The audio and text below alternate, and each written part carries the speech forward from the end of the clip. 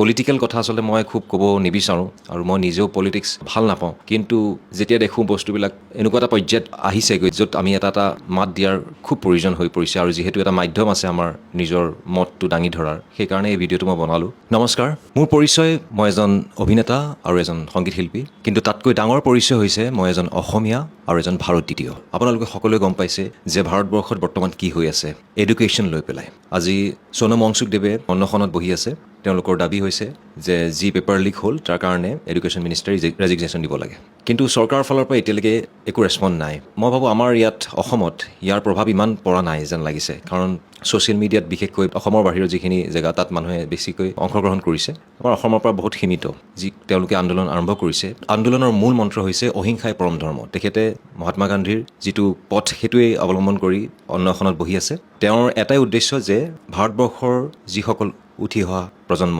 student ছাত্ৰ তেওঁলোকৰ ভৱিষ্যতৰ বাবে ইমান জনাশুনা এজন ব্যক্তিয়ে যি ধৰণে অন্নখনত বহি আছে নিশ্চয় এটা ডাঙৰ উদ্দেশ্য আছে আৰু যিটো উদ্দেশ্যত চৰকাৰে একেবাৰে সঁহাৰি জনোৱা নাই এতিয়ালৈকে আৰু এই ভিডিঅ'টো বনোৱাৰ উদ্দেশ্য এইটোৱে যে মই আমাৰ অসমৰ যিসকল লোক আছে সকলোৱে এই বিষয়টো লৈ কিবা অলপ হ'লেও এটা কমেণ্ট দিব লাগে কাৰণ আজিকালি ছ'চিয়েল মিডিয়া এটা মাধ্যম যি আমি নিজৰ মত দাঙি ধৰিব পাৰোঁ সোনম ৱাংচুকদেৱে নিজেই ভিডিঅ'ত জনাইছে যে 20 তাৰিখে সকলো ব্যক্তি যি এই আন্দোলন সমৰ্থন কৰে তেওঁলোক আহি পেলাই ভাগ দিয়ক কিন্তু আমি দূৰত আছোঁ পটককৈ সকলো যাব নোৱাৰিব কিন্তু সকলোৱে 2 মিনিট 1 মিনিটৰ এটা ভিডিঅ' বনাই পেলাই যদি শ্বেয়াৰ কৰে তো সেইখিনি অন্তত চৰকাৰ অলৰেডি বহুতে বনাইছে কিন্তু মই ভাবোঁ এতিয়াও কম হৈ আছে সকলোৱে চাই থাকে যে হ'ব আৰু কিনো হ'ব সকলোৱে এটা নিউজ হিচাপে চাই আছে চবে নিজে ভাবিছে যে কক্ৰ'চ জনতা পাৰ্টি শেষ হ'ব লাষ্টত তেখেতেও গুচি যাব নিজৰ জেগাত তেনেকেই ভাবি আছে সকলোৱে কিনো হ'ব মানে এটা নিউজ হিচাপে আমি লৈ আছোঁ সকলোৱে এতিয়াও ময়ো তেনেকেই চাই আছিলোঁ কিন্তু বৰ্তমান পৰিস্থিতি এনেকুৱা হৈ পৰিছে যে এই ক্ষেত্ৰত আমি মাত যদি এতিয়াই নামাতোঁ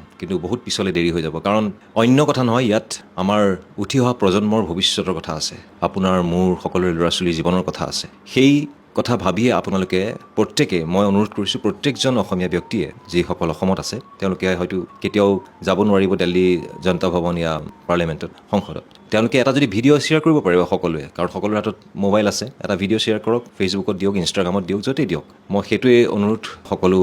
অসমীয়ালৈ আৰু এইটোৱে বিচাৰোঁ যে এই আন্দোলন শেষ হওক সোনম ৱাংচুকদেৱে তেখেতৰ মত তেখেতৰ যি আন্দোলন তেখেতে যি বিচাৰিছে সেইখিনি পূৰ্ণ হওক চৰকাৰে মিলি পেলাই আলোচনা কৰি পেলাই এই বিষয়ত সিদ্ধান্ত হওক এটা ভাল সিদ্ধান্ত যিটো সিদ্ধান্তত সকলো ভৱিষ্যতৰ প্ৰজন্মৰ ষ্টুডেণ্টৰ কাৰণে এটা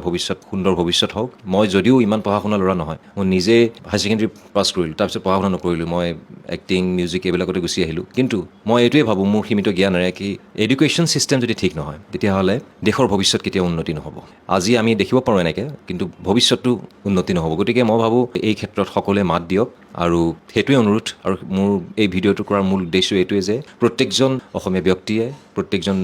যিসকল ব্যক্তিয়ে আমি এই আন্দোলনত অংশগ্ৰহণ কৰিব নোৱাৰোঁ তেওঁলোকে খালি এটা ভিডিঅ' শ্বেয়াৰ কৰক চৰকাৰক জনাওক যে আমি সকলোৱে অৱগত এই আন্দোলনটোৰ প্ৰতি পলিটিক্যাল কথা আচলতে মই খুব ক'ব নিবিচাৰোঁ আৰু মই নিজেও পলিটিক্স ভাল নাপাওঁ কিন্তু যেতিয়া দেখোঁ বস্তুবিলাক এনেকুৱা এটা পৰ্যায়ত আহিছেগৈ য'ত আমি এটা মাত দিয়াৰ খুব প্ৰয়োজন হৈ পৰিছে আৰু যিহেতু এটা মাধ্যম আছে আমাৰ নিজৰ মতটো দাঙি ধৰাৰ সেইকাৰণে এই ভিডিঅ'টো মই বনালোঁ শেষত তেখেতৰ সুস্বাস্থ্য মই কামনা কৰিছোঁ ভগৱানৰ ওচৰত এই আন্দোলন সোনকালে শেষ হওক চৰকাৰ আহক কথা পাতক আৰু এই প্ৰব্লেম যি হৈ আছে সেইখিনি সমাধান হওক সেয়ে কামনা কৰিছোঁ ভগৱানৰ ওচৰতো ধন্যবাদ জয় হিন্দ জয় অসম